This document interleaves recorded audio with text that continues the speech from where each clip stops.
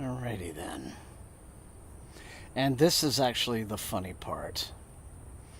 Because I think, word got out a little late, or I put word out a little late. Well, Devlin's here. Hi. I think word got out a tiny bit late in the day that I was going to start half an hour early. Oh, but Susie's here. Hey, how's it going? How's it going? Okay, well, we'll go ahead and do the intro and get that out of the way.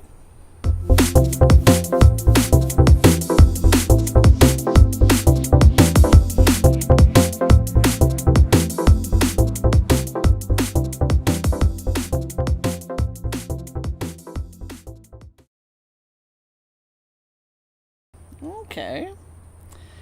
Hey, Fat Drunk Dragon, how's it going? Yes, 2 weeks off, and you all have been a very patient bunch, so thank you all. But as I mentioned just a second ago, I think the word got out a little bit late in the day that because this is going to be an extended stream, like I talked about doing on the Discord, to make up for missing 2 weeks in a row. I'm starting half an hour earlier, but you guys got the memo, obviously, so it's good to have you. Let's see. Stream looks pretty strong, so, yeah. So how is everyone? How has everyone's week been? My book looks like fun. Oh, it does, and I'll tell you about it in just a second. But Devlin's reading City in the Middle of the Night. Good choice, although it's one also... I need to catch up with that one before I read her new one, right? That just came out, so it's an opportunity back to back, both of those. Hoping I can do those, but a good choice. So yes, first off, let me tell you a little bit about ArmadilloCon over the weekend. Last weekend, it was a very, very nice convention. I've talked about it many times over the years. It's a very modest little relaxicon that has been going now. This was ArmadilloCon 47. So it has a good long history. And this year, as I have now done for maybe about like the past 3 or 4 conventions, I did the guest of honor interview, and that was for P.J. Lee Clark. And he was a great guy, very good interview, and a really, really nice and knowledgeable guy. Very interesting to talk to. So I'm going to be editing that maybe like over the weekend.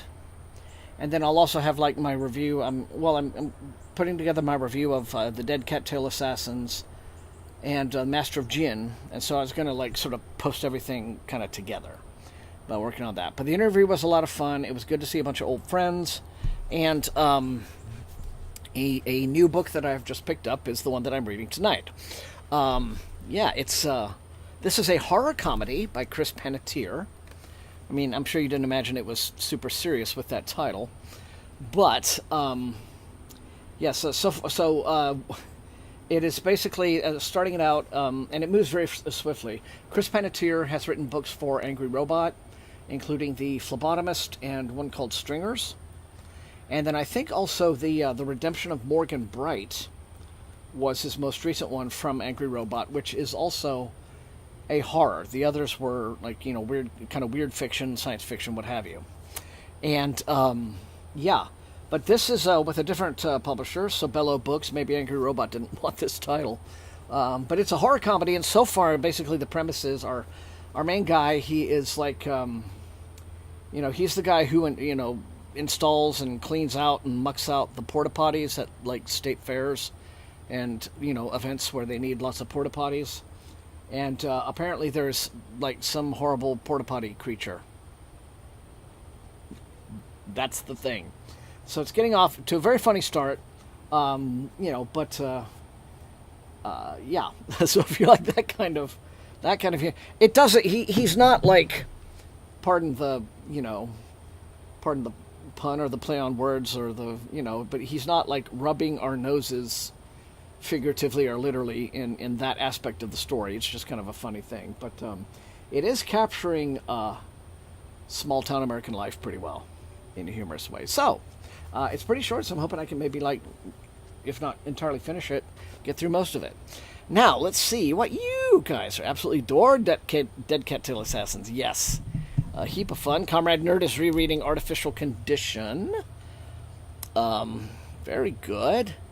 And Susie is reading Ring Shout. So a lot of us are on kind of on a new or recent P.J. Lee Clark binge. But, yes.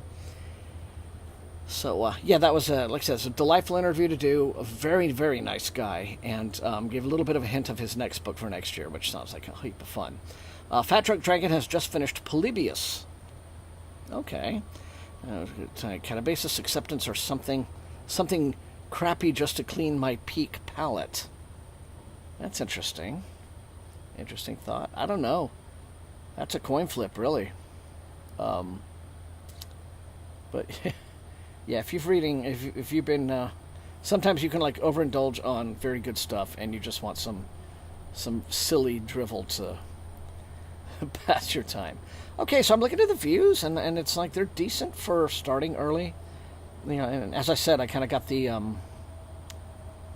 message out a bit late in the afternoon, so I'm glad most of you caught it, either probably on Instagram or on YouTube. Let's see. You're reading Engine Summer next. Fascinating. Then Best of Greg Egan, and then, okay, Engine Summer. Wow, Engine Summer is one that I need to reread, because I do not think I got it years ago when I tried to read it. And I want to give it another shot. But it is now very hard to find a copy. Maybe, probably not like, it might be like in the SF Masterworks or the Fantasy Masterworks, I could get it that way. But it's hard to find a copy of the American edition, so. Karen High is reading Three Body Problem. Okay, very cool. See, Ring Shot, you need something short after finishing Malice. Okay, well, I can understand that. Need to kick off spooky season, which is what I've been doing. So, anyway, here we are. It's wonderful to have all you guys here. Now, so the way this is going to work tonight is 3 sessions of 45 minutes each, 2 intermissions. At the beginning of the second session, not the last one, I'll do the mailbag, which is 1, 2, 3, 4, 5, 6, 7, 8 books. 8 books to show you. Especially, and most of them are going to be from Orbit. Oh, wait, I might even have more than that. I may still have a couple. Yeah, I think I have it might be as many as 10. Let's do that. Let's be optimistic. Orbit has been extremely good, but even Tor and some of the other publishers have been very good about starting up with the physical copies again. All I had to do was tell a couple of them that, I can't use NetGalley anymore because of their ebook format change. Don't like it. So, yes, it's going to be a good hearty man. I almost, and I'm kind of glad I didn't because I enjoy our times together here, but I almost said to myself, wait a minute. There are enough copies here that I could actually record a mailbag, and I maybe could still do it. I could maybe still, like with these books here, still do that for the people who don't tune into the stream. So that's always a potential. But it's nice to do them here. It's nice to do them with a live audience. So who knows? I might do that, and then I might actually have a mailbag up for this coming Monday and shock everyone. But so, gonna go ahead then and get the timer going. Let's see, is it date and time? Okay, well, let me just. I really should have this page pulled up. Online timer. Timer.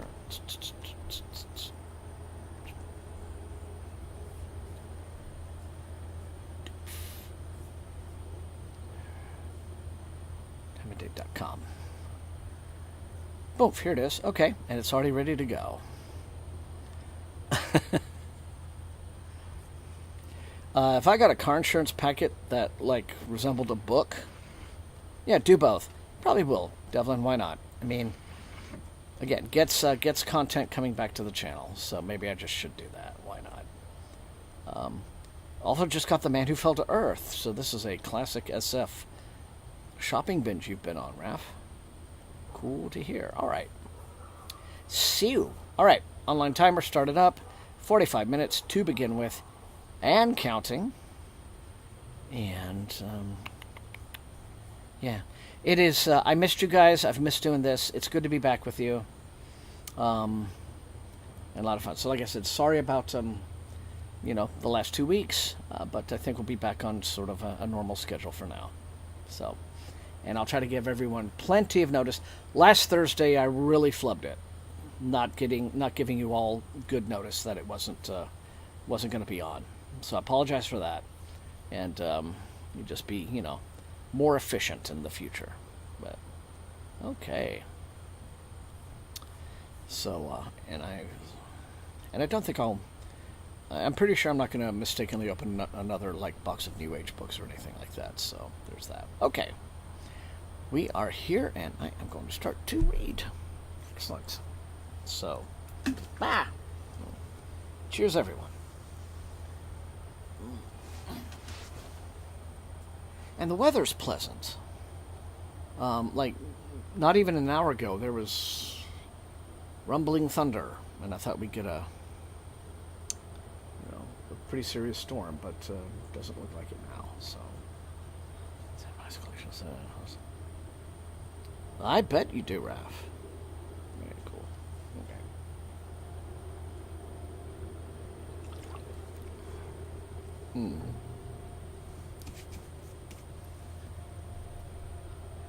That's here.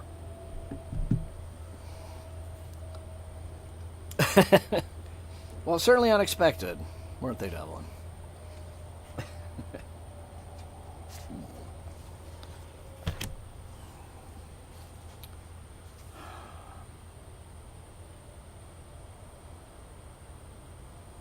Oh, and before I start, because I have to be a nerd and be all proud of myself, the mobile studio setup that I've painstakingly put together to do these interviews at conventions and things like this worked like a dream. I've fully figured out my GoPros now. I know how to get longer videos out of them. So I had basically a three camera setup for the interview with Jaylee, and the 2 GoPros plus my phone, and plus the mic I use here.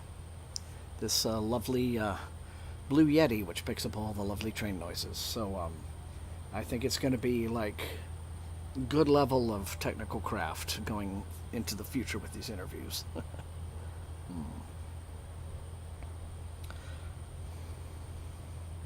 Oh, the Ron Chernow Mark Twain, that just came out, right? Ron Chernow's Mark Twain book.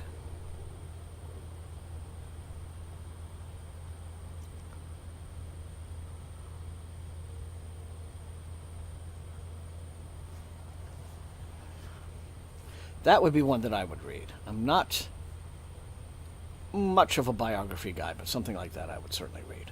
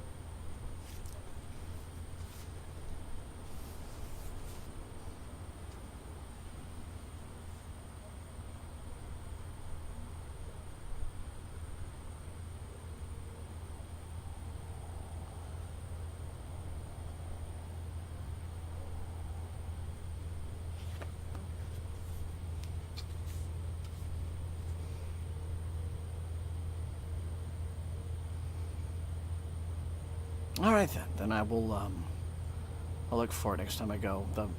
My local bookstore here is a Books a Million, which I like. Although it is, it's diminished from its former state, like Barnes and Nobles are. It seems like just, it seems like there are fewer items on the shelves, and I guess just reflective of the industry, reflective of the economic times. you know, what have you. But I do like it as a store. So.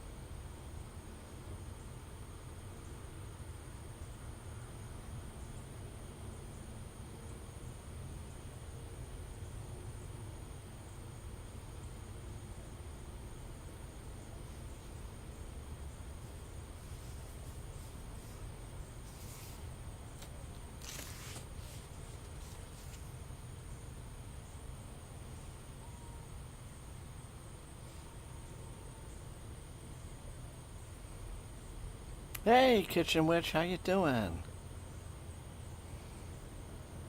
Reading system collapse. Well, it's good to have you. Thanks for coming by.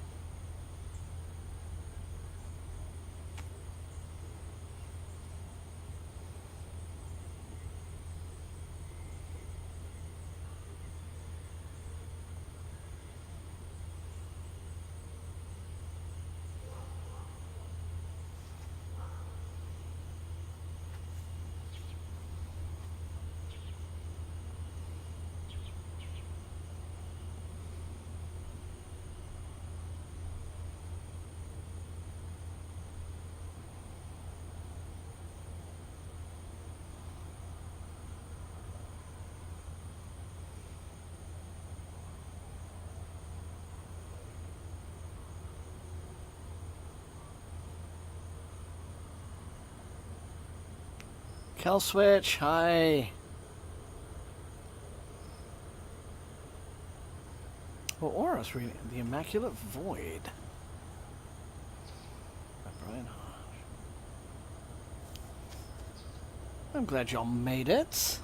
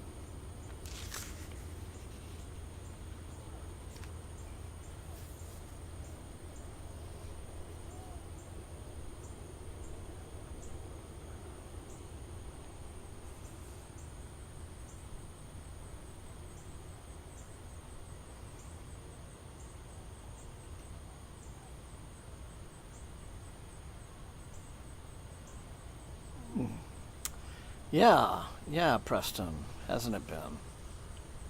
Good to have you. Comrade Nerd. Ooh, okay. And I'll check that out, Comrade Nerd. Hello, Lisa.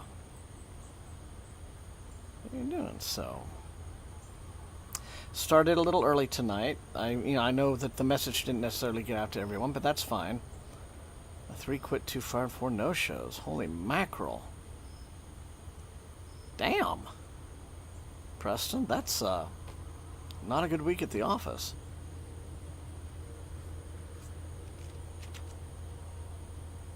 Oh. Okay.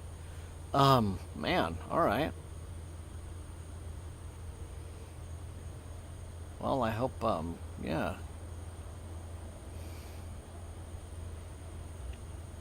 Yeah, I can imagine that's not a happy situation.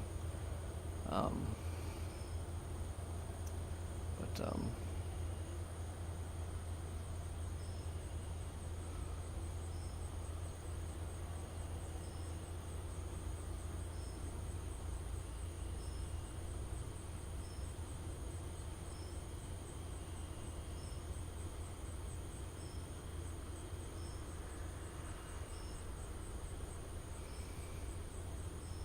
yeah, is there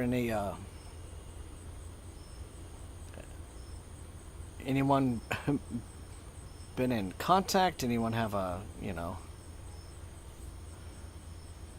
my god, please tell me you didn't have to, like, take up the workload of 9 people, though, all by yourself. That would, good lord. But, any idea why this sudden, depopulation?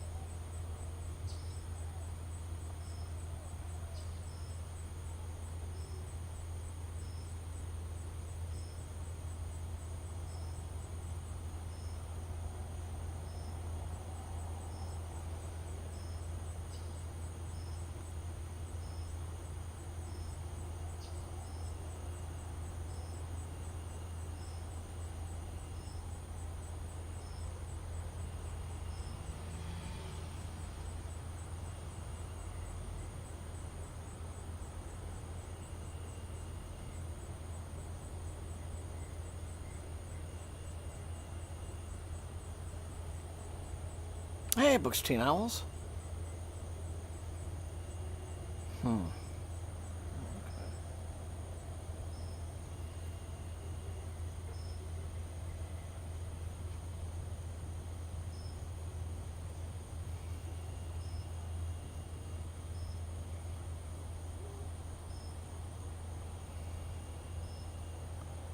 Yes, I'm sorry. I guess the information didn't get out to everyone in time, but that's okay.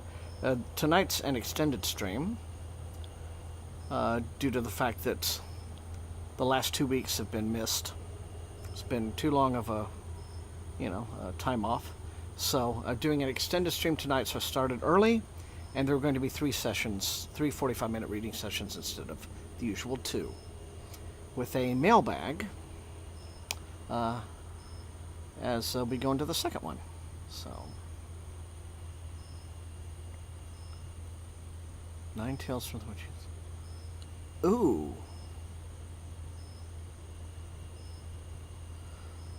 Okay, now that sounds cool, though. Bookstein House, Dead Leaves.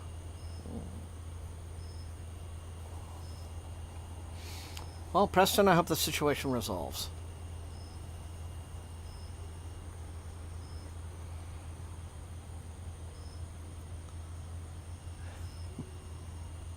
You're very welcome.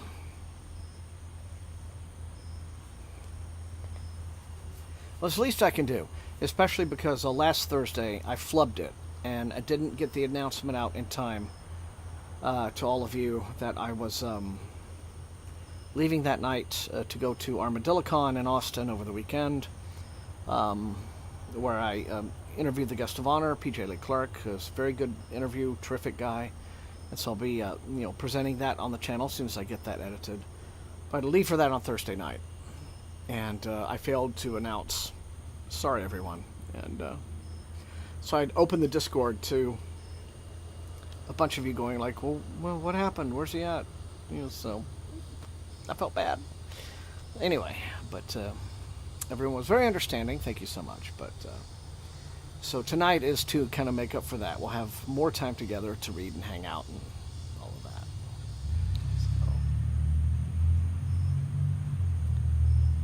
So, and that does sound like an interesting book, Bluesky novels. So I will look it up very much.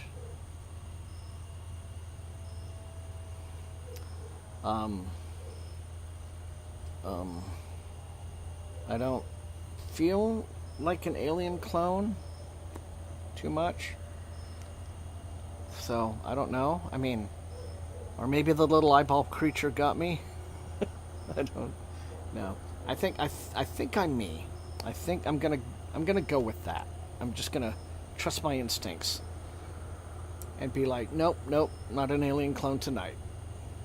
Now, what could happen next week or anytime in the foreseeable future is just all up in the air, right? No control over that. But for tonight, I'm going to say, yeah, I think I'm me. Just go with it. Oh, see, now, Killswitch, you're getting into tricky little details there, and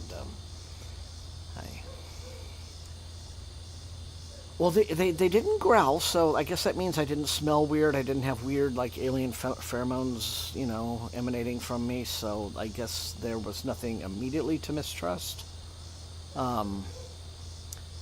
But then earlier this afternoon, we did have to, a couple of dogs who weren't supposed to intermingle did, and we almost had a big fight in our hands, so we had to split that up. So I don't know if, maybe I may have inadvertently caused that, or who knows, but so just have to be more careful of that in the future. But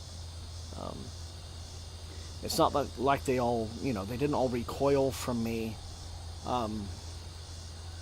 They didn't start speaking in strange languages that I could understand. So again, I think for the moment the evidence is, kind of consistent with me being me. But like I say, tomorrow, next day, who knows? So just kind of have to play it by ear, right?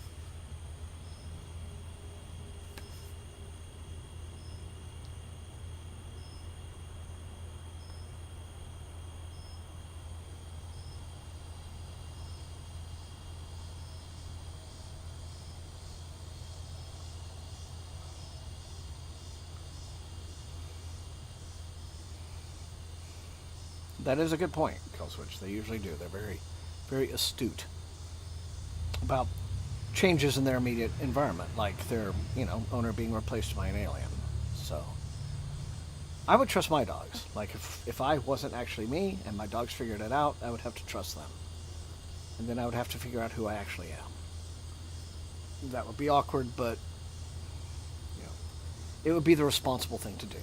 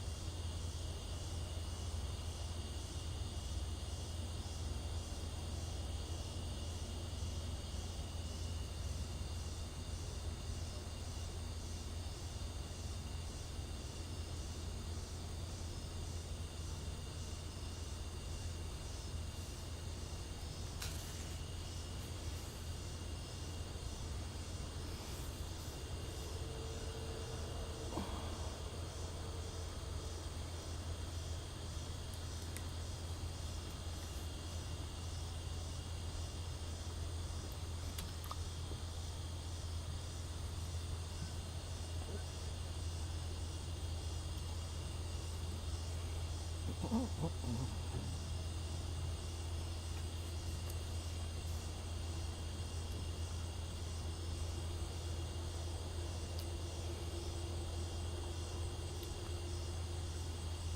just realized we are at that time of year where it is now getting dark early, or earlier than usual, so to get the tea lights going during the break.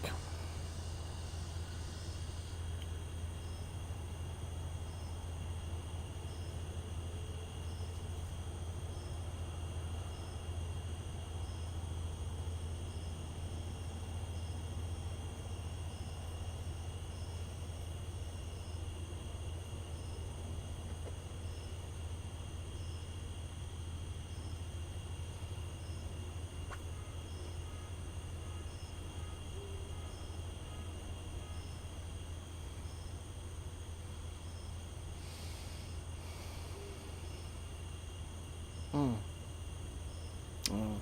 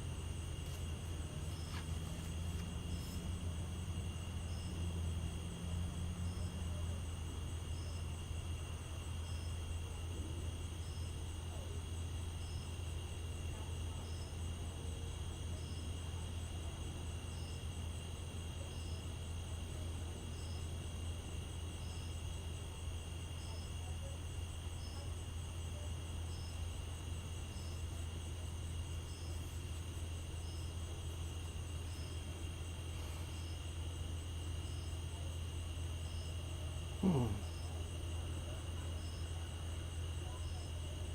Hmm.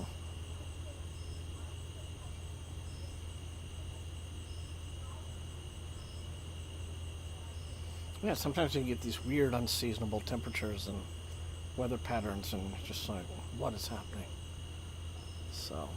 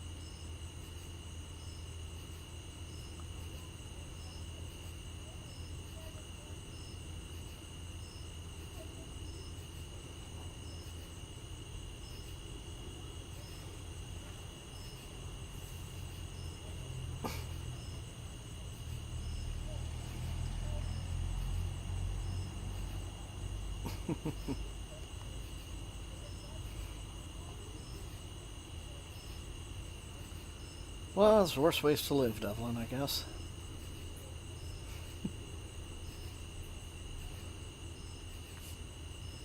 My socks go through this evolutionary phase where they're mine for a while, and then they're the dogs. My two dogs specifically. And I'm like, that's fine, you know. Because by that time I usually have newer and thicker and fresher socks, so...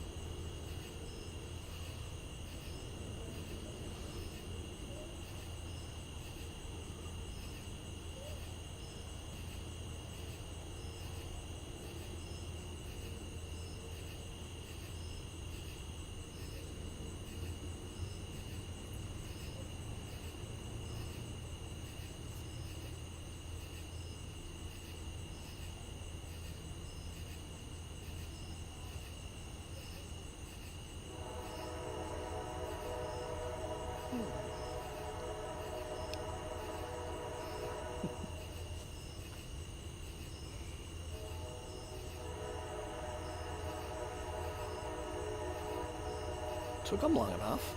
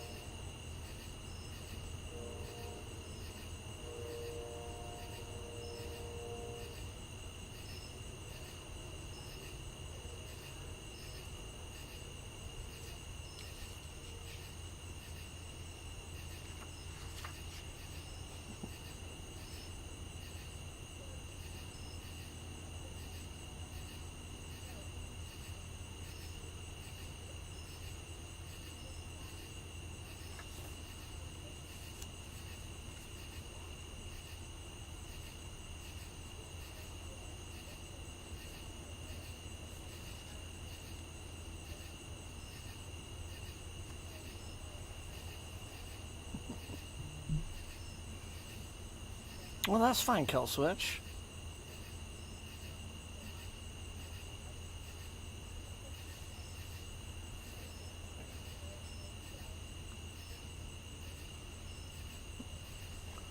Okay, well, I think with the train... Yep, I think with the train, having just passed around the big circle of town, we're going to go ahead and do our first break. Alrighty, so you guys know how it is. Back in 5, and then it is mailbag time.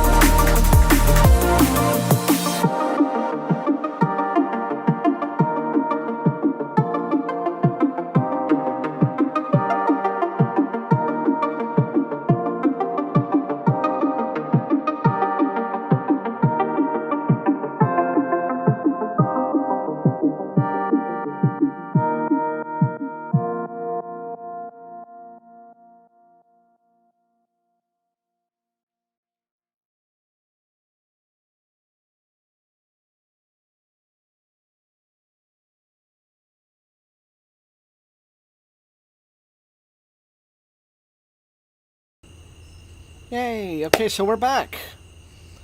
That was first session over with, and so, as promised, let's check out some new books, shall we?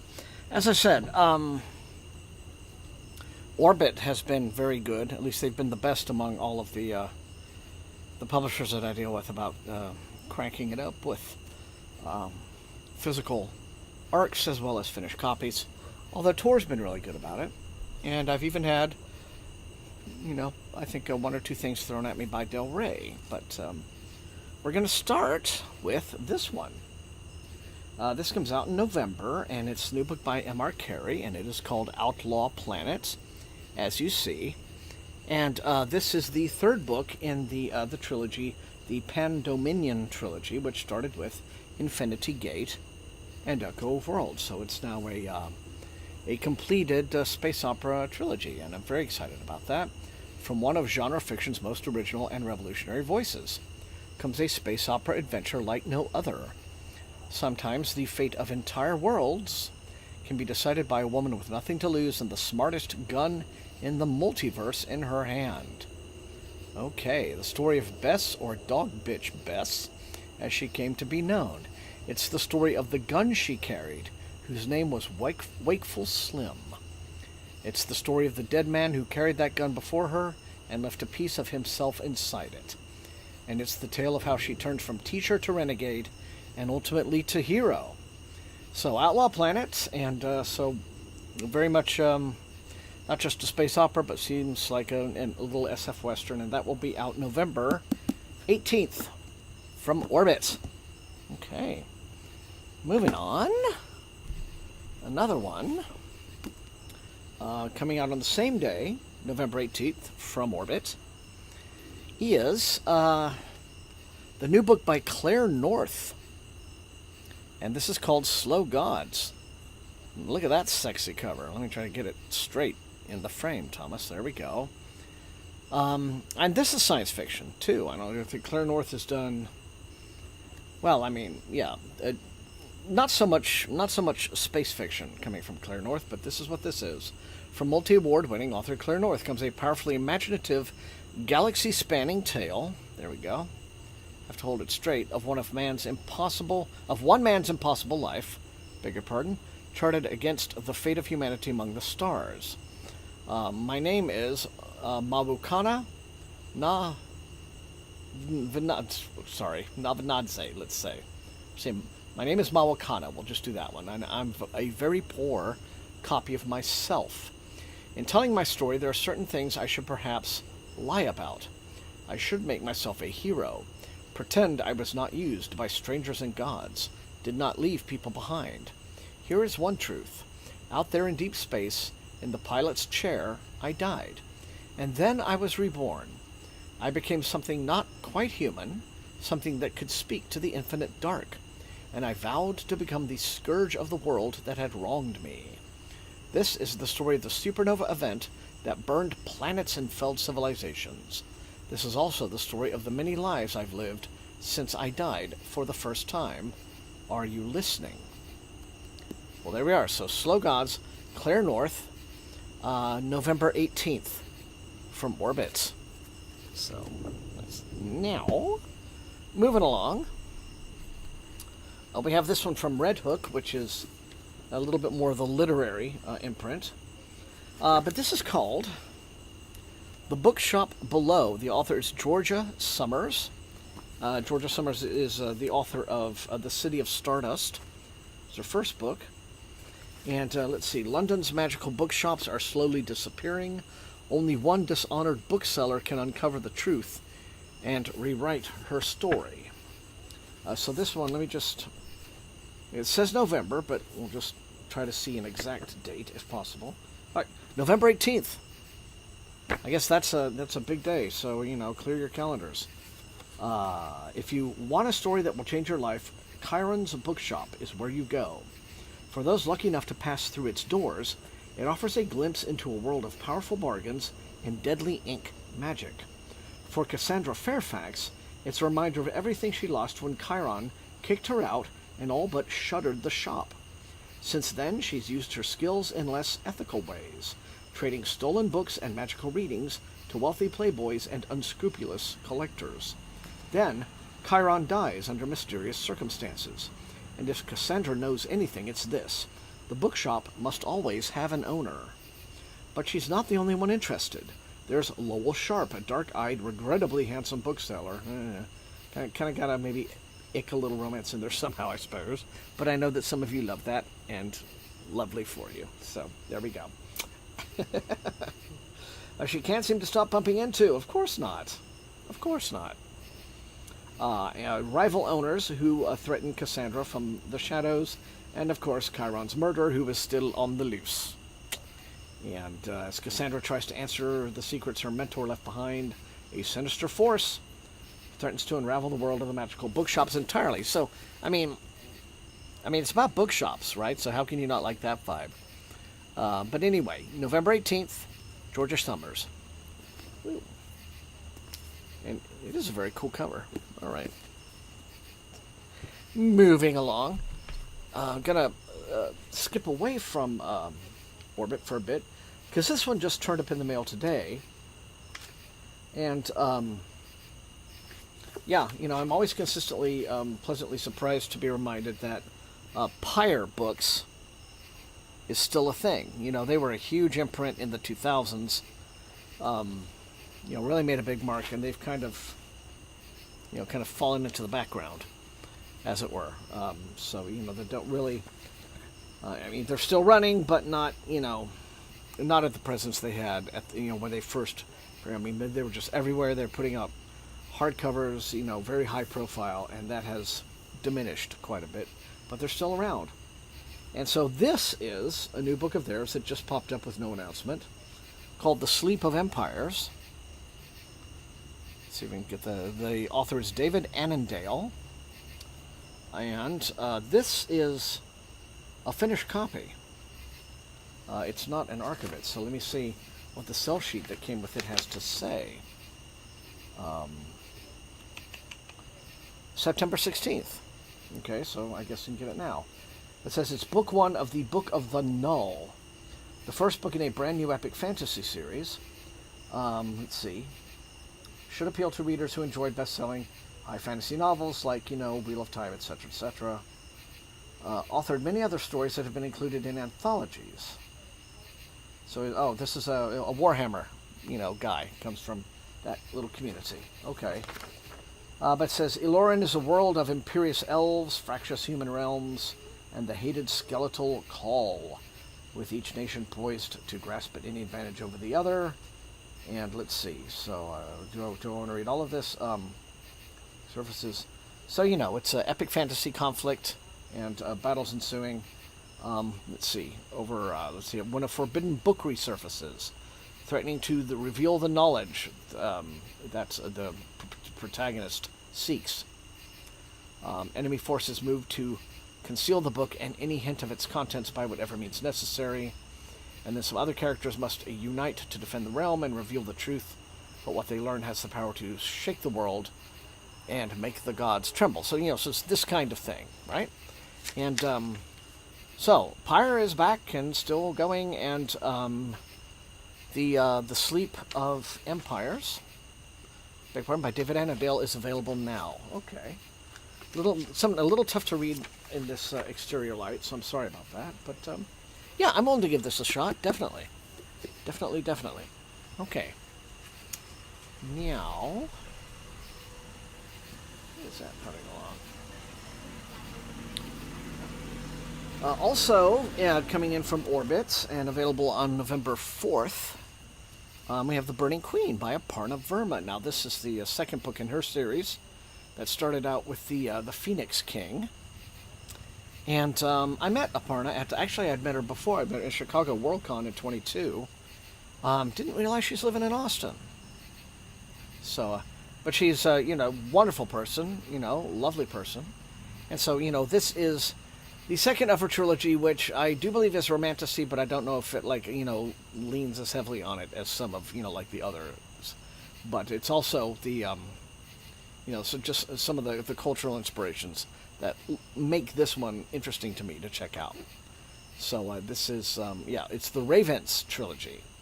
So middle book, don't want to read too much from the back, but says in the thrilling sequel to The Phoenix King, an exiled princess will rise from the ashes of the old world as the Burning Queen. So there we go. So this is November 4th from Orbit. And yes, this part is very nice. I put this in front of her to sign because she said she actually hadn't seen too many of them in the wild. And I had any of the arcs yet, and I had just gotten this in the mail prior to driving down to, like the day I drove down to Austin. I got that, so I just like, here you go. And she was like, so that was fun. Now, I have a couple here. No, all the rest of these, so 3 more.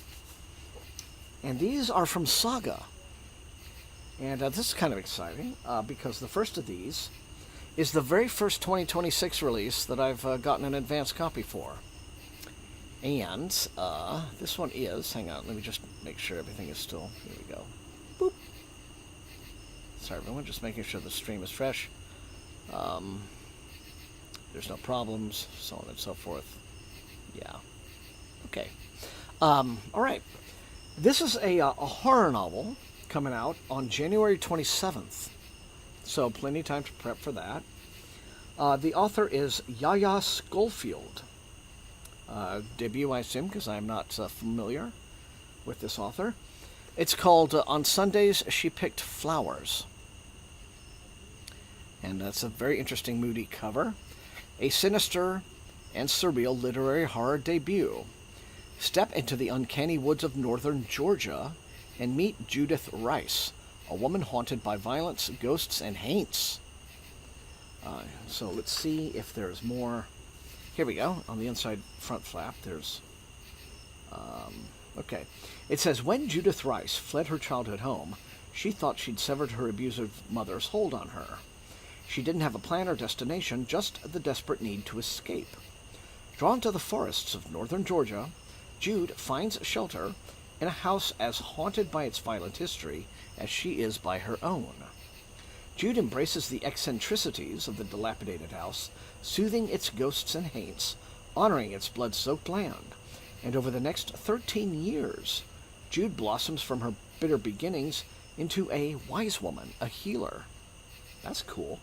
But her hard-won peace is threatened. The hard-won peace, is threatened when an enigmatic woman shows up on her doorstep.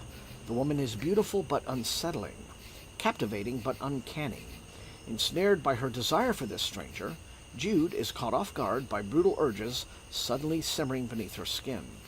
As the woman stirs up memories of her escape years ago, Jude must confront the calls of violence rooted in her bloodline. Interesting. It says about mothers and daughters, the nuclear family, the black church, racism, isolation, trauma, misogyny, nature, and hoodoo. It's an angry book. This is a letter from the author on the front page. It screams, it rages. So, wow. So this sounds like something, doesn't it? And it looks stunning. So I'll probably fast-track this sucker for spooky season. But On Sundays She Picked Flowers, available January 27th. And that's from Saga. And next, also from Saga, going to back it up a bit. This is the new book by Kemi Ashingiwa. Some of you may be familiar with that name. This is called The King Must Die. And there we go. See if we get a good look at that cover. There we are. This will be out on November 4th. And let me see. So this is science fiction. And let's see. Yeah, Kemi Ashingiwa previously wrote A Splinter in the Sky. And I think This World Is Not Ours. Something that came, a book from Nightfire. That says, from the USA Today best-selling author. Comes a pulse-pounding science fiction adventure about empire, rebellion, and impossible choices. Fenn's world of New Earth is dying. New Earth. Once a promising planet gifted by the all-powerful alien makers, it is quickly running out of resources. Since her parents' failed rebellion, Fenn has spent her life as a bodyguard for a savvy magistrate. But when her long-imprisoned fathers are executed, and Fenn is marked for the same fate, she is forced to flee. Armed with only a map and her quarterstaff, Fen seeks out the remnants of her parents' rebellion. Unfortunately, insurgents, she finds, are nearly as much of a threat to themselves as the governing forces. Then she stumbles upon Alakai, the next sovereign in line, with a royal name and a secret others would kill for. Though he embodies everything Fen despises, she will do anything, even team up with him, to give New Earth one last chance at survival. So this is The King Must Die, from Kemi Ashingiwa. And, so, high adventure in space. And available November 4th. There's something about this one that feels kind of retro. Almost as, something that you might have seen, like in the 80s or 90s, you might have seen from a writer like Melissa Scott or something. I don't know. Or Julie Cherneda, right? But I love this kind of planetary adventure. Looking forward. Okay, and we are now at the final book of this rather large mailbag. You guys got a full-length mailbag for this, so this will be fun. And this is a fantasy, also from Saga. The author is Katrina Kwan. I wrote a book called The Last Dragon of the East. This is another Eastern tinged fantasy, and it's called The Legend of the Nine-Tailed Fox. This is out February 24th. So we're really getting ahead of ourselves on some of these, but pretty nice. Very evocative cover. And it says, get ready for one hell of a love story. From the author of The Last Dragon of the East comes a fresh, sweeping fantasy adventure inspired by one of history's most enduring myths, that of the shape-shifting nine-tailed fox. Yue may be the last of her kind. At night, she stalks the alleyways and canals of the city of Longhao, luring in unsuspecting victims with the guise of a beautiful woman, then consuming them in her true form, a terrifying nine-tailed fox demon. When she is captured by a demon hunter named Sonam and banished to hell, she manages one final act of revenge, dragging him and two of his subordinates down with her. That'll teach him. Now, trapped in an abyss with unimaginable terrors, they'll need to survive the gods who preside over the courts of hell, each of whom presents a unique and deadly challenge. Enemies turned reluctant allies, human and demon, may discover they can be so much more as they claw their way side by side out of hell. So there you go. The Legend of the Nine-Tailed Fox by Katrina Kwan, and it's available from Saga Press on February 24th, and you saw it here first. All right. Well, there it is. That is the most epic mailbag we've had on the stream. And I feel like you guys definitely deserved it for waiting 2 weeks for me to get it all together. And you know what? I don't think I'm done. I know for a fact there are at least a couple of more kind of waiting in the wings. I may have forgotten to bring them out. So, beginning a third, during the next intermission, I will search those out. They're not, I know where they are. And I will bring those to you. So, there'll be, let's say, at least two more books before we end tonight. All right? So, the mailbag's not over. But for now, yeah, we are going to go back to the timer. Reset, 45 minutes, start that sucker up, and let's do session 2. How about? Oh, good. I'm glad you guys enjoyed it. Took some notes, had your Goodreads open for that, so. Or your story graph. Pardon me, didn't want to belch. All right, so we are into session 2 as of now. How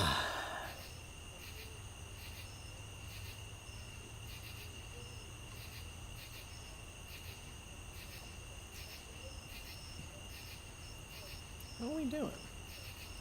How are we doing on the stream anyway, by the way? Oh, that's cool.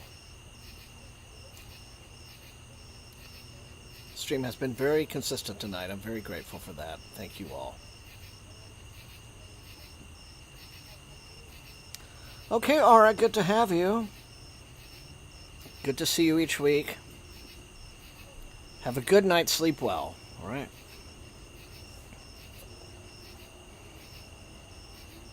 Ooh, Kelswedge, okay. Well, you know, I mean, rereading an old favorite does have its comfort value, doesn't it? I would actually like to reread both of those, to be honest with you. I would like to do that. And not only that, I want to go to a secondhand bookstore and get like really old, creased mass market paperback copies of them to read. That's how I would like to do it. Like that. Final for now. Oh, excellent, Angela. Well, enjoy that for sure. Oh.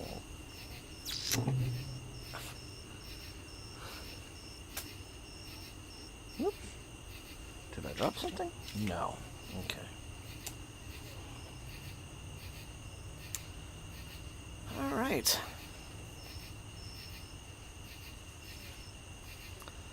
So hopefully now we will have nothing more. Okay, I think I might read Blackwater series. Okay. Oh, that's awesome, Killswitch. There.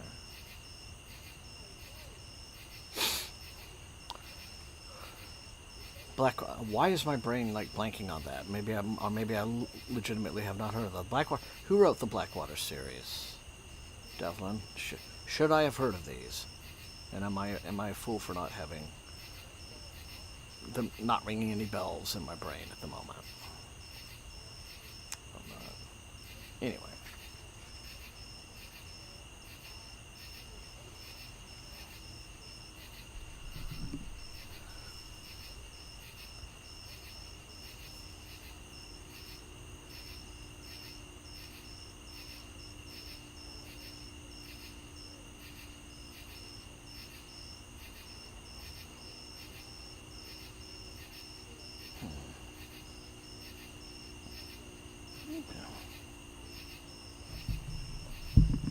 Michael McDowell. Okay, so I know his name, definitely, but I do not know those books. So I'm going to, so I'm going to Google those. Or Goodreads them. Anyway, Southern Gothic Family Horror. Okay. Like I said, I do know his name, so that's a good good recommendation. Crack.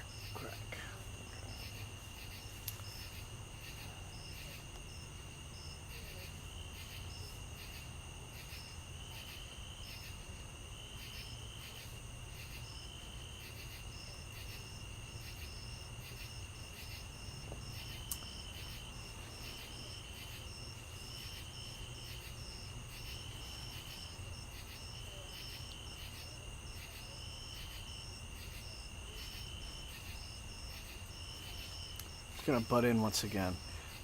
One of the things I'm enjoying about this book, because Chris is a local writer, right? Chris Panettiere. So, I've met him at ArmadilloCon, I think, a few years running. Is that there are some little Easter eggs in here for Texans, right? But one of them is it's a true fact and very funny. There is a town in Texas called Dublin.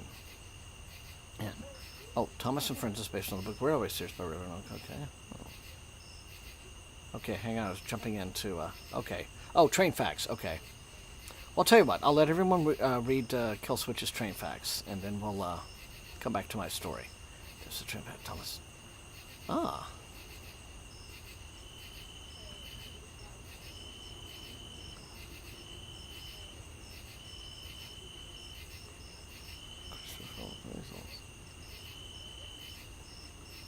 Huh, okay. 3 railway entrance. No. Killswitch, keep going, please. It's perfectly fine. 1946. I had no idea that character went back that far.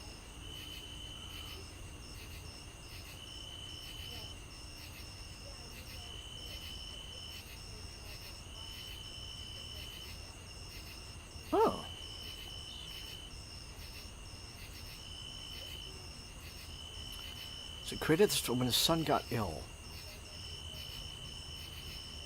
A lot of classic stories have been kind of written that way, haven't they? Like, as I understand it, Richard Adams, who wrote the legendary Watership Down, started that out as just a story that he would tell his kids when they were on, like, car trips. That's... unless my memory is absolutely failing me and I just made that up, I don't think I did. That was how Watership Down got started. So, Thomas the Tank Engine, being created by the author as a story for his children when they were sick, seems to follow a pattern with a lot of writers, doesn't it? Canine, hey! No, anyway.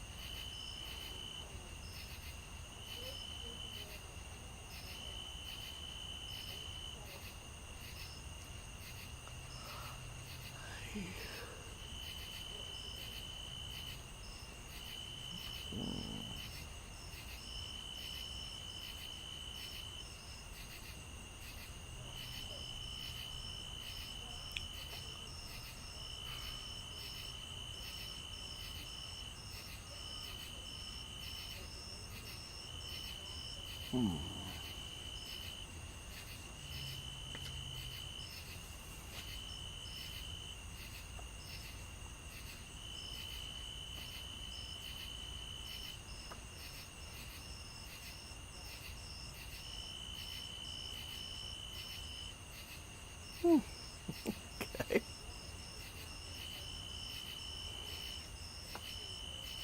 Well, that's an interesting origin tale, isn't it? That was never a children's story that I quite glommed onto, but it's always interesting to find out, like, just backstories and histories. Yeah. Oh, well, I mean, like, imagine having my name, right? And, that's always, like, the first thing in the Google search, right? Whenever I Google my name, guess who comes up?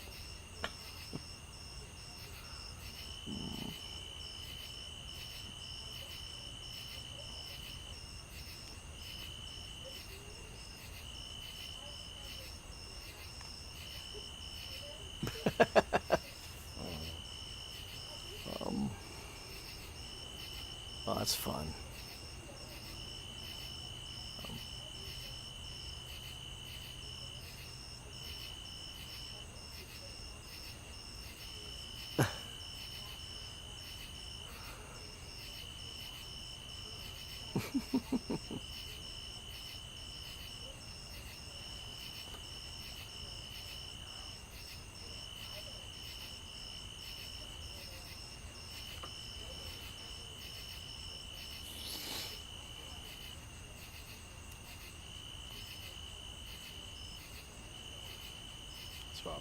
Well, anyway, the thing that I was going to bring up, the little Easter egg I mentioned in Chris's book, is that there is a town in Texas called Dublin, and they have this independent soda bottling plant there, just for soft drinks.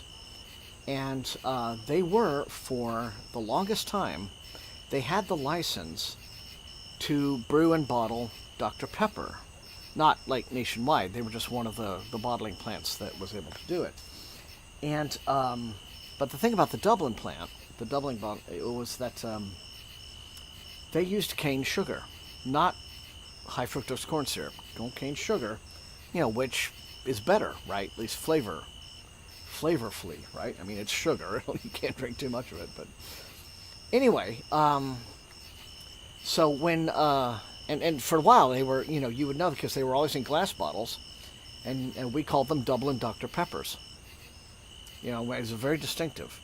So if do you want Dr. Pepper, go to the store, get some Dublin Dr. Peppers if they have them. Don't get the regular kind.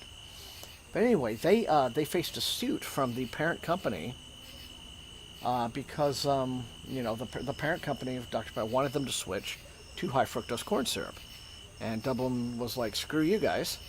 And there was a legal wrangling, but eventually, the Dublin bottling plant, could not, make their Dr. Peppers anymore. So they retaliated by releasing a whole lot of their own drinks, including one, and it is called 1891 Dublin Red Cola.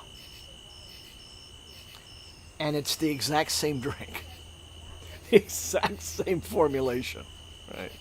So it's kind of like the ultimate, just kind of screw you, which it's just fun, right? But apparently, it's not, nothing Dr. Pepper can do about it. Now, here's the thing is, the Dr. Pepper company does now release their own cane sugar version of Dr. Pepper, so you can get cane sugar Dr. Pepper. But I just love the Dublin, the kind of petty that the Dublin plant, just responded with is just very, very funny. So, but anyway, Chris includes this in his book, his little Easter egg, and it's just part of just the colorful history of this state. It just very funny. So, I'm getting a kick out of this. It is.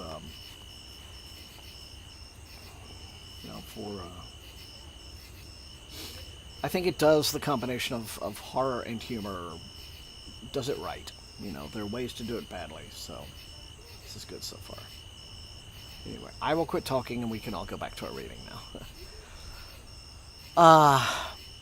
Yeah, apparently it was like what they did not, apparently they did not lose any kind of a right to the lawsuit did not involve the formula. Apparently, it didn't involve the actual beverage formula. The Dr. Pepper company just did not want them making cane sugar Dr. Pepper and marketing it as Dr. Pepper. So they were like, okay, no more Dublin Dr. Pepper. Here, have this other drink that tastes the same. Because all you said we couldn't do was do that, not this. Yeah. So I don't think that's, I feel like that was kind of,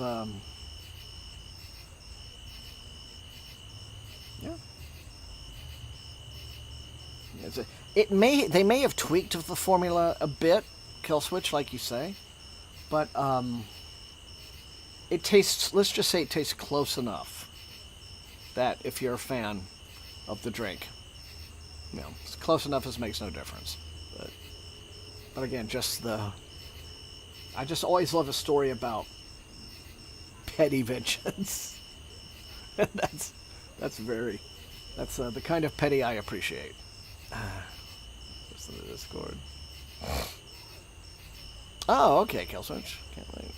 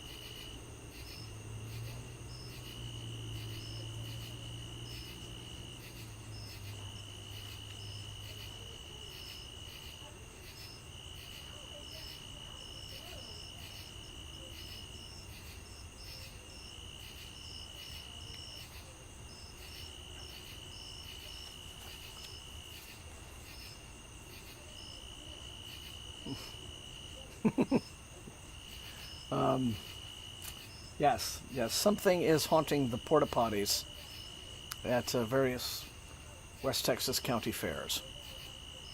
But our toilet maintenance guy is on the case.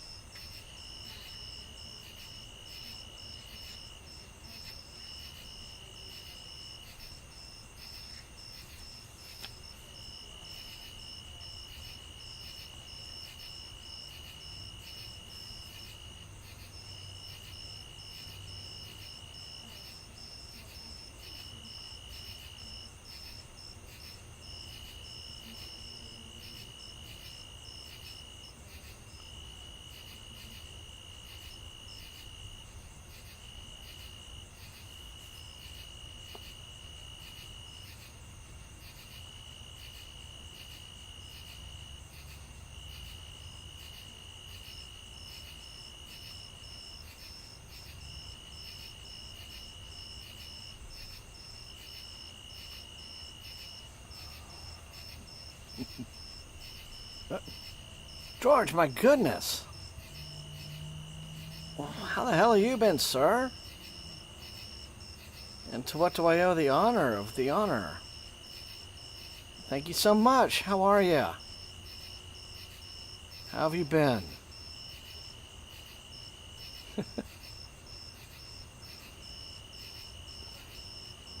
I hope you are doing well.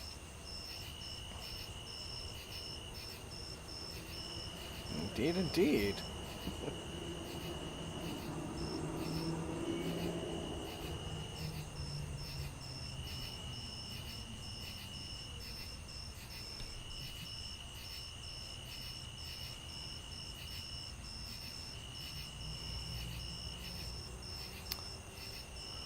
Yes. Well, it is kind of been a so-so time for, I think, a lot of us. But, yeah, I'm glad you're here anyway. And thinking of you the other day, in fact, because Borderlands 4 is out. George and I used to play, well, 2 and 3, didn't we? Quite frequently. It's a bit, yeah. So I had you on my mind for that reason.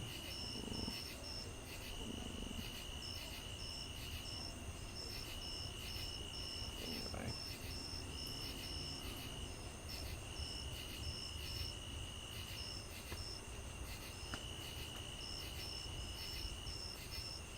Yeah, that's what I'm hearing.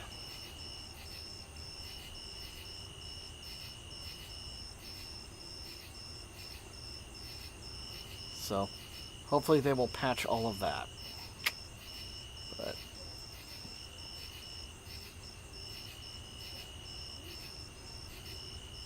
well, we should indeed.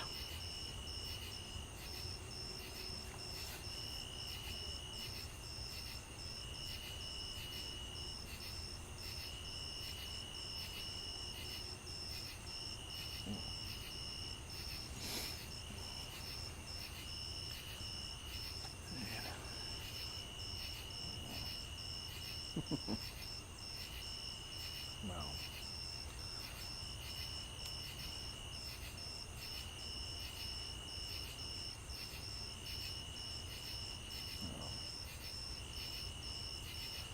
I just realized the night insects are really singing tonight. I mean, they are really singing.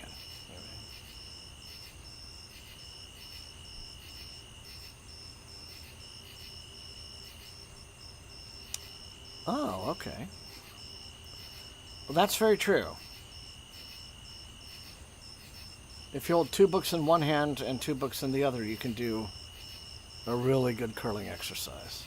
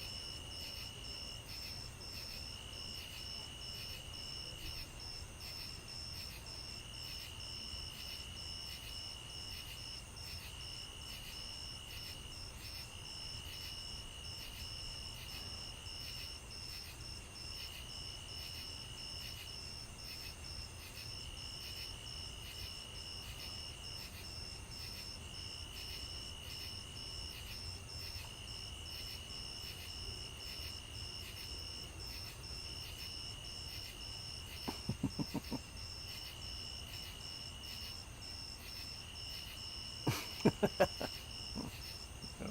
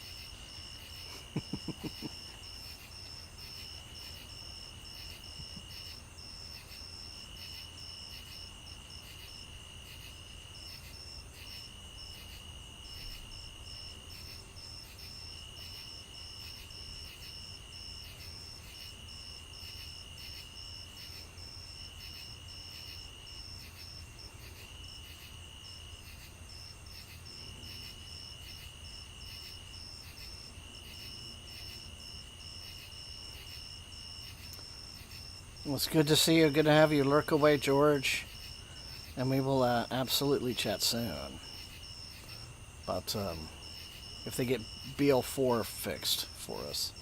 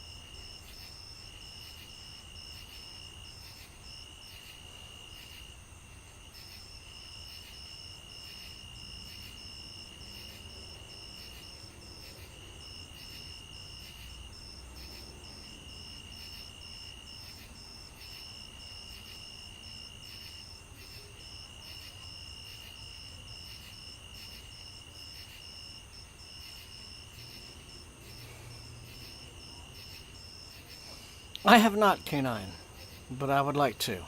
I have heard good things.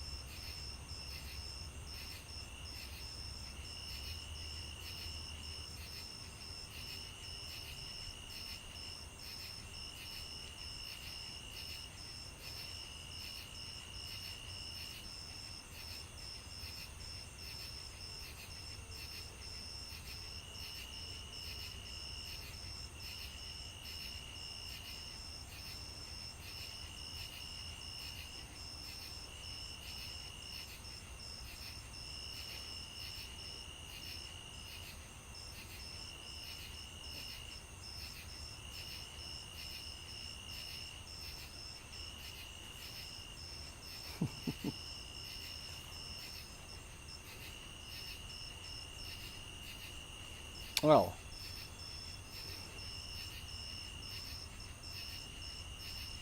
oh,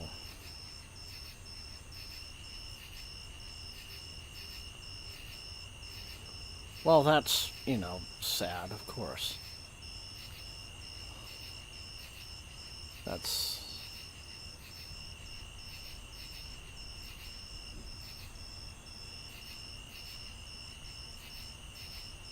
hmm. Oh well. Good thing Devlin came and let us know.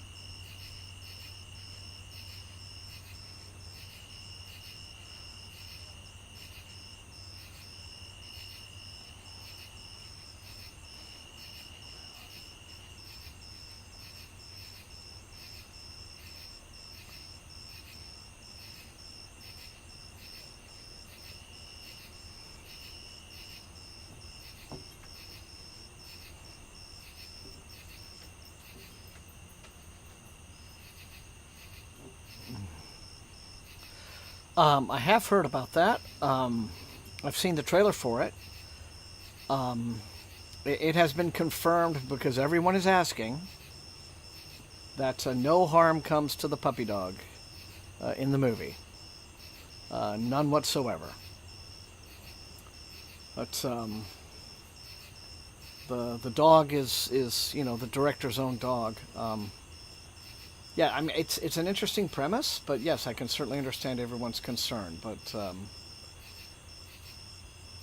yeah,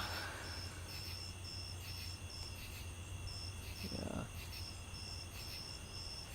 yeah. There's I haven't really seen any interviews or anything with the filmmaker or anything like that. So a question that I would have would be, would it was the inspiration maybe something to do with the way sometimes people will think, like you'll come into the room and you'll see like, your dog barking at nothing, or your cat will just kind of be staring at one spot for a long time, and you'll make a joke like, oh, ha ha ha, they can see ghosts, right? So I'm wondering if that is the maybe where the inspiration came from, because the idea is that in the story, the dog's owner is aging and is starting to experience like dementia or something, and but only the dog can see that in fact the man is being menaced by these supernatural entities in the house. And so the dog does the dog thing of protecting his master and all of that. But so it's an interesting concept. But as I understand it, yes, no harm comes to the boy. Yeah.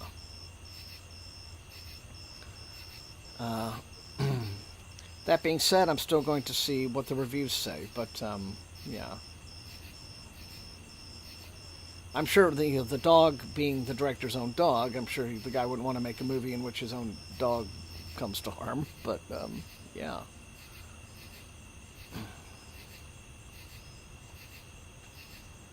Yeah.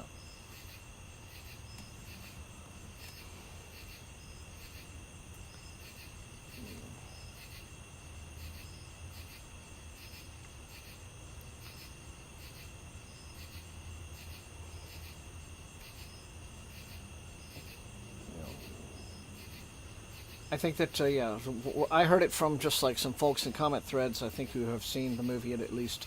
I think the movie played Fantasia.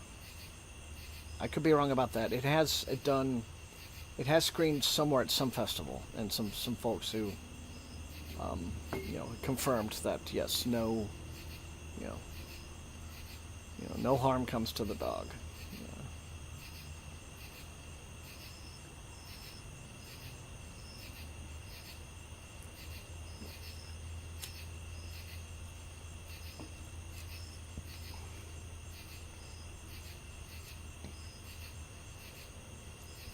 Well, very probably, yeah. Well, it's the internet. There are always trolls, so.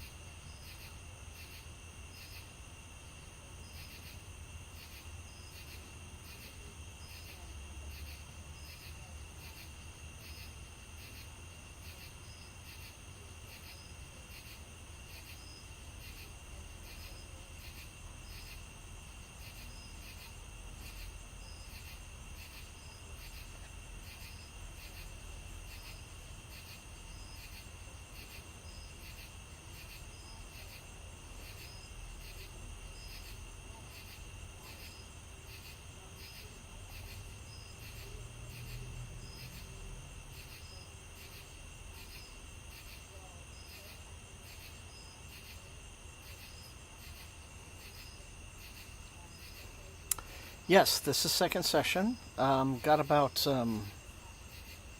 Oh, we're done with second session. The clock ticked down. Wow, I was thinking of that. All right, so one more tonight. Like I said, we're gonna jump into session 3 here. About 5 minutes. I'm gonna dig up those other 2 books that I am almost certain exist, and so I will see you guys in a few.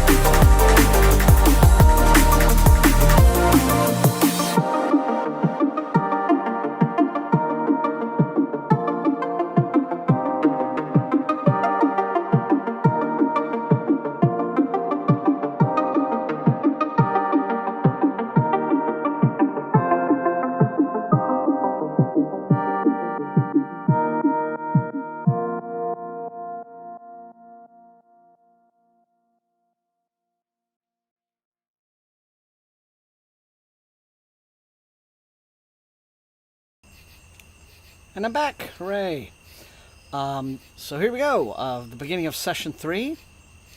The third session for this extended evening of the Reading Hangout stream. And yes, I did find those 2 other items of book mail that I was promising. So here we go. This first one comes out October 14th from Aether. And it is called The Last Spirits of Manhattan. I took an interest in this. Publicist contacted me. This is a ghost story, but not so much horror. I'm going to describe it as maybe more like historical urban fantasy. But it's a neat idea. It says, based on a true story, this sparkling and witty novel, I can just hold it like this, whisks you to 1956 Manhattan, where famed director Alfred Hitchcock is hosting a star-studded party in an allegedly haunted house. Now, this part's true. Hitchcock did do this. He said he wanted to host a party. He wanted it to be in the most haunted house in New York, and, found the house. And an interesting little piece of trivia related to this book is that the author here, John A. McDermott, the owners of the house that Hitchcock rented were his great-great-aunts. So he has, there's a bit of a family connection here.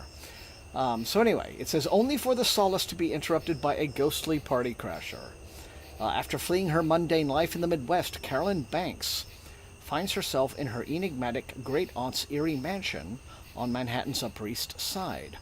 Inside its crumbling facade, suspense director Alfred Hitchcock is throwing a party, gleefully informing his celebrity guests that the venue is supposedly haunted.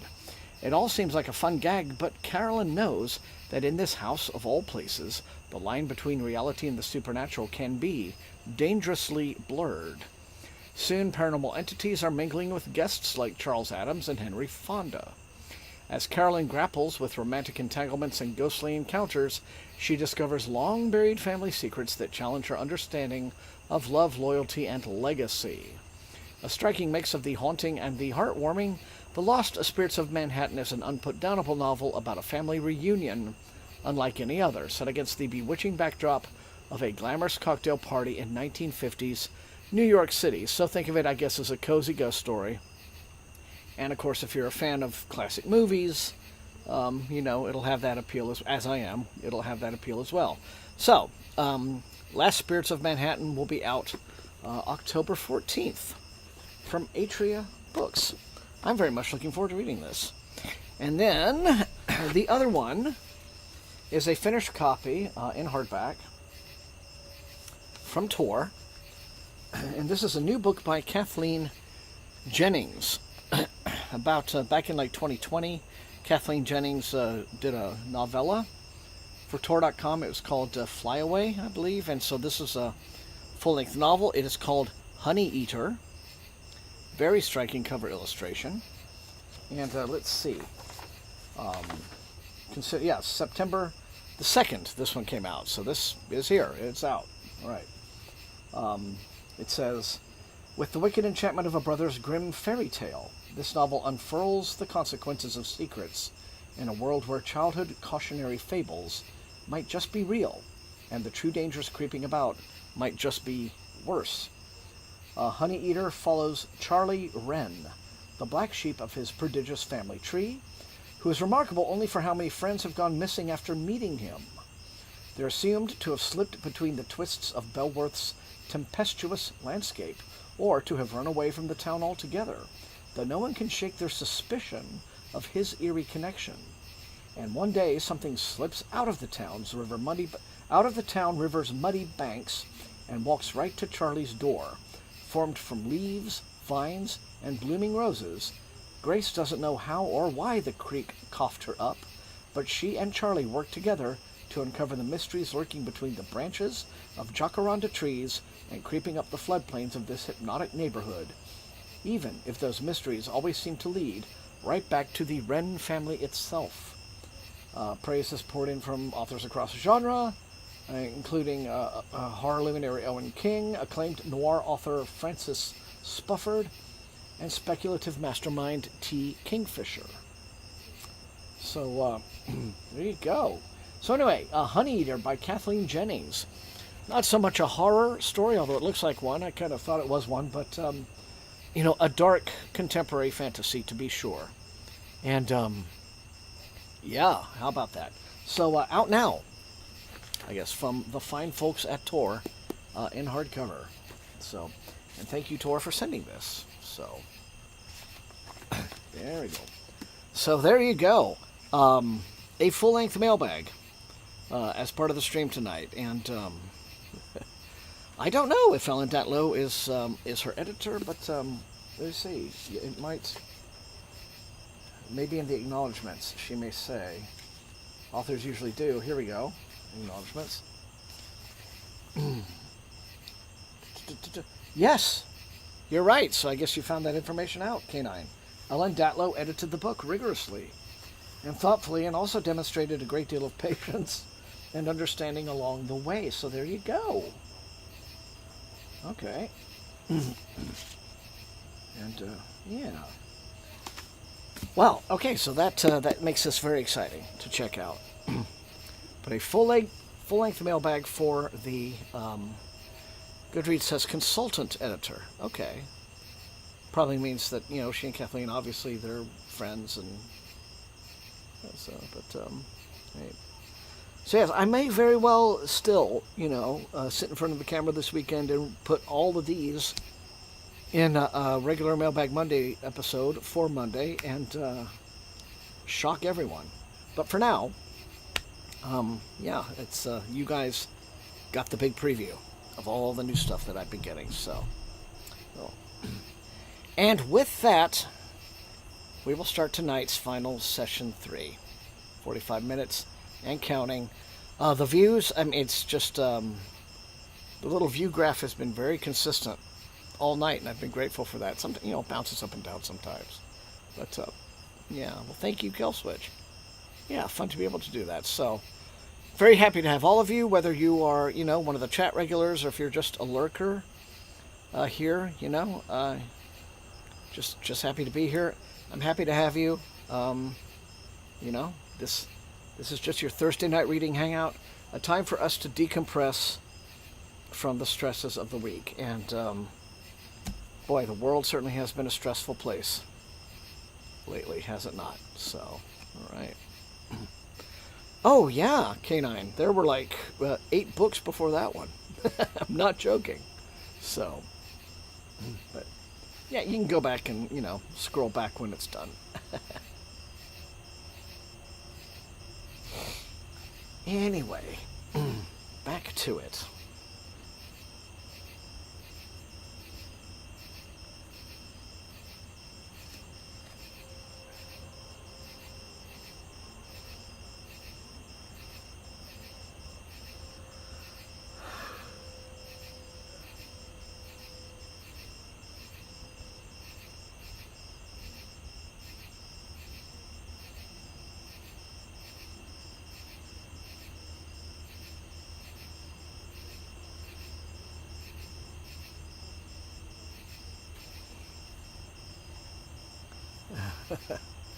Oh, well, thank you, K9.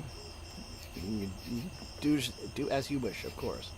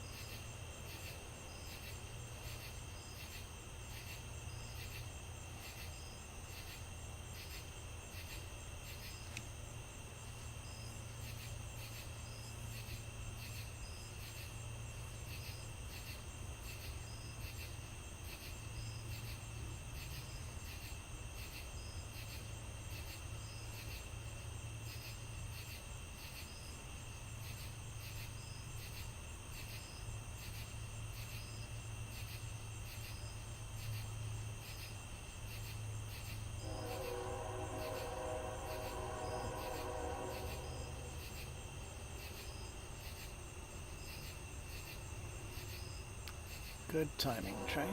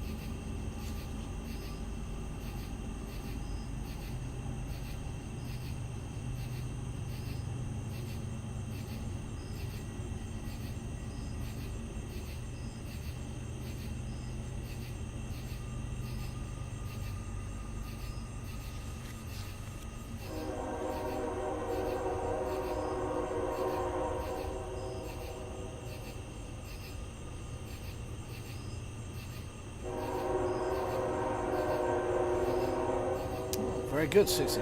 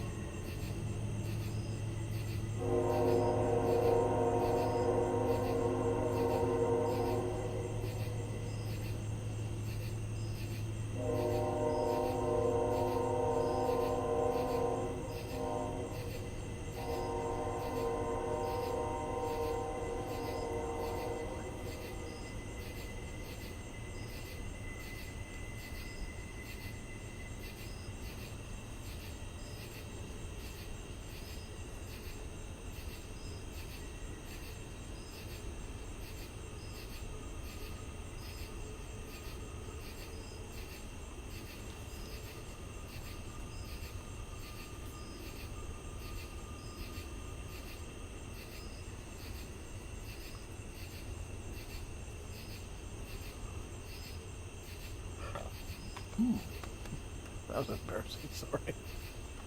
Little burp. Oh.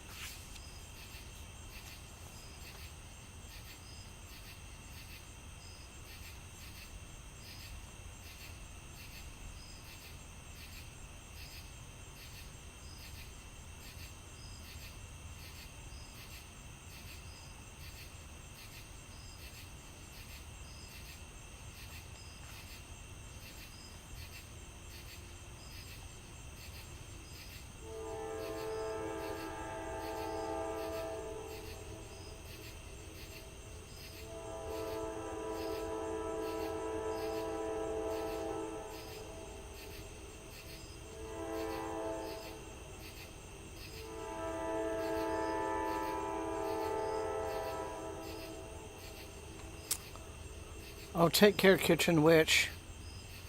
Thank you for coming.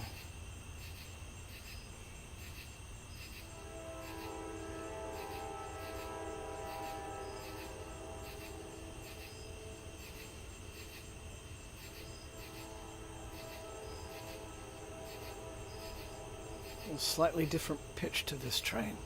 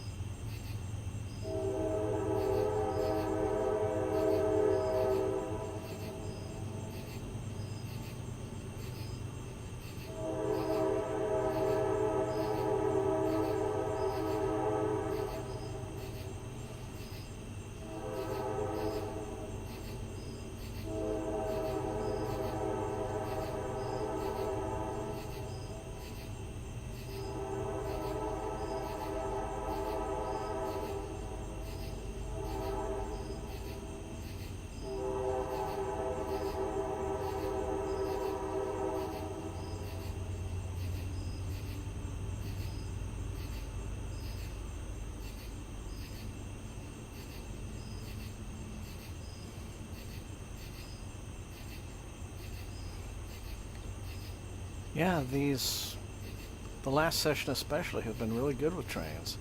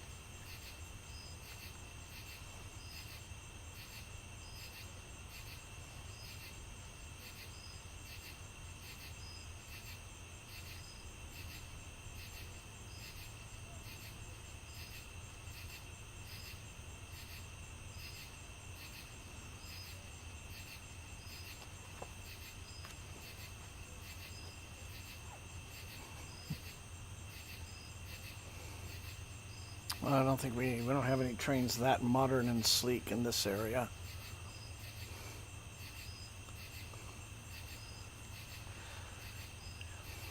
And they're all pretty much freight. I don't think we get too many passenger trains coming by.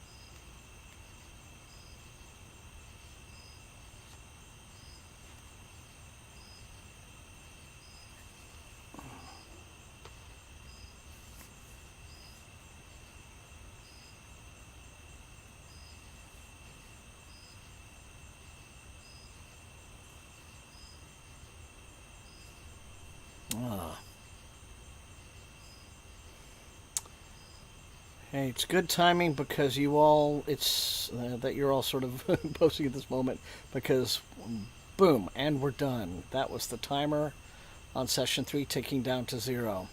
So I want to say goodnight to all of you guys. I love all of you, and I really appreciate you being with me on these Thursday nights and spending time with me. And we had a longer session than usual, big mailbag, some good conversation, some beautiful trains, and so it was a fantastic evening. And the weather and the evening clear and perfect as it could have been. So thank you all so much, and I hope you all have a wonderful rest of your night and weekend and all the rest of it. George, thank you so much for coming by and your generosity as always. And I hope you get to feeling better, and we'll work out something for Borderlands soon, my friend. All right, so K9, enjoying your dinner. I think there's I think there's a Domino's open that I can still maybe get some cheesy bread from before they close, or not. Who knows? But anyway, all right. Kel Switch, I'm happy to hear that. That is so good to hear. So thank you so much, and thank you for the interesting Thomas the Train history. Oh yeah. I'll try to get to work on some of that this weekend. There's still quite a lot to do and quite a lot backed up, so I will have a chance soon. So thank you all so much. Next week, usual time, 7:30 for the stream, and and otherwise, all right. Until I see you all next time, as I always say, thank you so much. Take care, stay safe, stay healthy, and